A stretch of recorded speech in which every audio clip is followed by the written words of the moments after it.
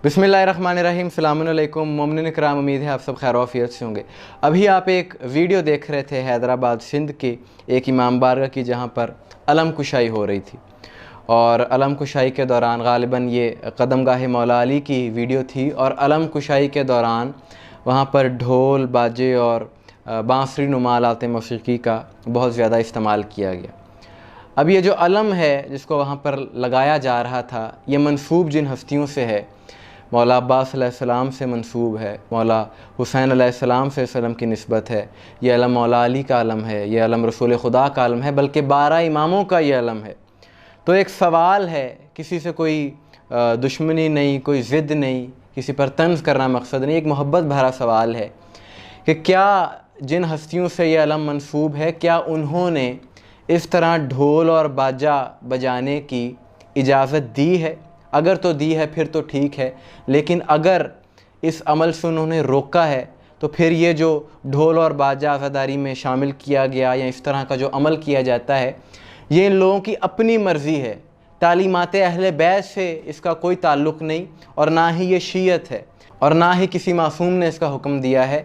शिया मसलक की कुतुब अरबा की मोतबर किताब अल काफ़ी, अल्लामा मोहम्मद इब्न यकूब कुलियानी की किताब, इसकी जिल्द नंबर 2 बाबुल गिना में हदीस नंबर 14 और 17, जिसमें इमाम जाफ़र सादिक अलैहिस्सलाम का फरमान है ढोल और बाजे के मुतल्लिक़, यानी मौसीकी तो वैसे ही नाजायज़ है, दीगर आलात मौसीकी भी नाजायज़ हैं, ढोल और बाजे के मुतल्लिक़ जो कि अक्सर इस्तेमाल किया जाता है आजकल, उसके बारे में एक हदीस मैं आपके सामने पेश कर देता हूँ कि इमाम अलैहिस्सलाम ने फरमाया कि एक शैतान का नाम कफंदर है। जब किसी शख्स के घर में 40 दिन तक ढोल बाजा होता रहे, जिसमें लोग आते रहें, तो वो शैतान अपने हर उज़्व बदन को साहिब खाना के अज़ा पर रख कर फूंक मारता है, और उस शख्स से इस तरह वाबस्ता हो जाता है कि किसी तरह इसका साथ नहीं छोड़ता, और वो शख्स इस शैतान के चुंगल में गिरफ़्तार होकर हया और गैरत से इस तरह महरूम हो जाता है कि इसके नामूस के साथ जो कुछ भी गुज़रे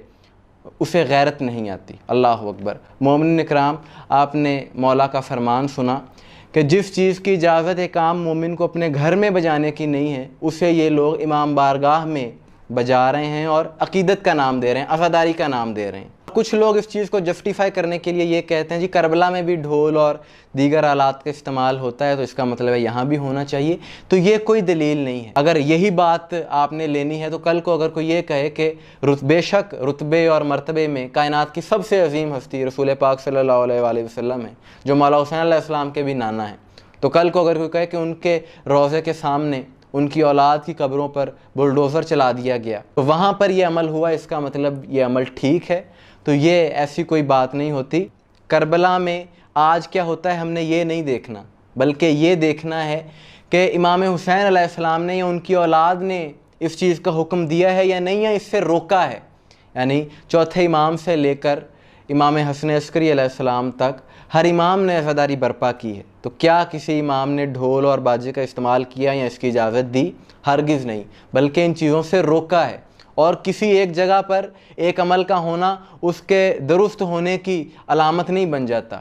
यानी अगर यही बात अज़ादारी इमाम हुसैन अलैहिस्सलाम या मासूमीन अलैहिस्सलाम के जो जश्न हैं, ये हमने वैसे मनाने हैं जैसा उन्होंने इसका हुक्म दिया है, ना कि अपनी मर्ज़ी शामिल करनी है। जो लोग इन चीज़ों में आलात मौसीकी और ढोल और बाजा शामिल कर रहे हैं, ये लोग अपनी मर्ज़ी शामिल कर रहे हैं, और शामिल इसलिए कर रहे हैं कि ये लोग मौसीकी के शौकीन हैं, गाने सुनने के शौकीन हैं, और जब वो चीज़ इन्हें कमी महसूस होती है तो अब इस मुक़द्दस ज़िक्र में भी इन लोगों ने ये चीज़ें शामिल कर ली हैं। अल्लाह ताला हमें वैसे अज़ादारी और ज़िक्र मासूमीन करने की तौफ़ीक दे जैसा कि उन्होंने हुक्म दिया है, ना कि ऐसे कि जो मेरा दिल करे मैं वो करूँ।